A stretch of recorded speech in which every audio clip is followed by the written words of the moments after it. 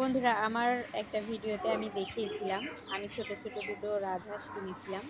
তো ওই রাজহাঁসটাই আর কি জবাই দেওয়া হয়েছে, তো দুটাই জবাই করা হয়েছে। আমি ভিডিওটা দেখাবো, আসলে সময় পাইনি, বাসায় মেহমান ছিল। যাই হোক, দুটো হাঁস কেটে এতটুকু পরিমাণ মাংস হয়েছে। তো আমি 1 কেজির মতো রান্না করব। এখানে প্রায় 4 কেজির মতো মাংস হয়েছে। তো আমি এতটুকু রান্না করার জন্য নিয়েছি, তো পরিষ্কার করে 3-4 বার ধুয়ে নিব। যেহেতু আমি একটা ধোয়া দিয়েই রেখেছিলাম, লাল রক্তের পানি বের হচ্ছে, পরিষ্কার করে অনেকবার ধুয়ে নিব। আর এদিকে পাতিলে দিয়ে নিলাম 1/2 কাপ পেঁয়াজ আর 3টি তেজপাতা, দিয়ে দিব আস্ত জিরে 1 চামচ। দিয়ে আমি পেঁয়াজটাকে একদম বাদামি করে ভেজে নিব। আর পেঁয়াজটা তাড়াতাড়ি যাতে সিদ্ধ হয়ে আসে বা ভাজা হয়ে আসে, এই কারণে আমি 1 চামচ লবণ দিলাম। আর দিয়ে দিলাম আস্ত গরম মশলা। তো এখন ভালোভাবে একটু নাড়াচাড়া করে মিশিয়ে নিব। দিয়ে দিলাম পানি। এখন বাকি মশলাগুলো দিয়ে নিব।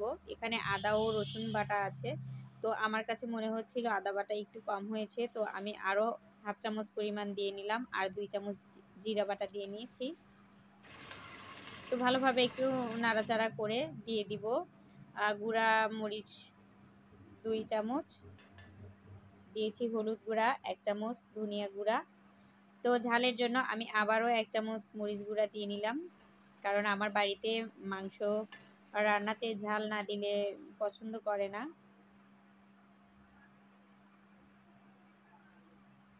তো যাই হোক, মশলাটাকে ভালোভাবে কষিয়ে নিব। এখন দিয়ে দিচ্ছি গরম মশলা ও মুরগির মাংসের যে রেডি মশলাটা পাওয়া যায়, ওটা বাজার থেকে এনে আমি গরম মশলার সাথে মিক্স করে নিয়েছি। তো ওই মশলাটা আমি 2 চামচ দিয়ে নিলাম।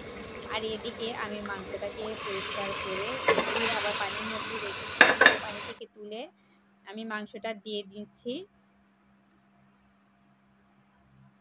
ভালোভাবে একটু নাড়াচাড়া করে কষিয়ে ঢাকা দিয়ে দিব। তো ঢাকনাটা উঠিয়ে নিলাম। তো দেখতেই পাচ্ছেন মাংস থেকে যে পানিটা ছিল, আমি পানি একটু দিয়েছিলাম।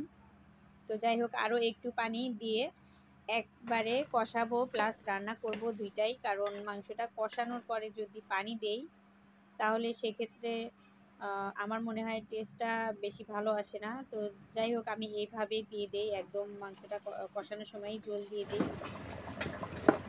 তো প্রায় হয়ে এসেছে, আমি নামিয়ে নিচ্ছি। তো এতটুকু পরিমাণ রাখলে ঝোলটা শুকিয়ে যাবে। তো বন্ধুরা, দেখতেই পাচ্ছেন আমার হাঁস ভুনাটা হয়ে এসেছে। তো কতটা লোভনীয় খেতে এই রাজহাঁসের মাংসটা। তো তোমাদের যদি ভালো লেগে থাকে অবশ্যই আমার চ্যানেলটিকে সাবস্ক্রাইব করে আমার সঙ্গেই থাকবে। আর যদি পেজ থেকে দেখে থাকো তাহলে অবশ্যই একটি ফলো দিয়ে যাবে। সবাই ভালো থাকবে, সুস্থ থাকবে। আল্লাহ হাফেজ।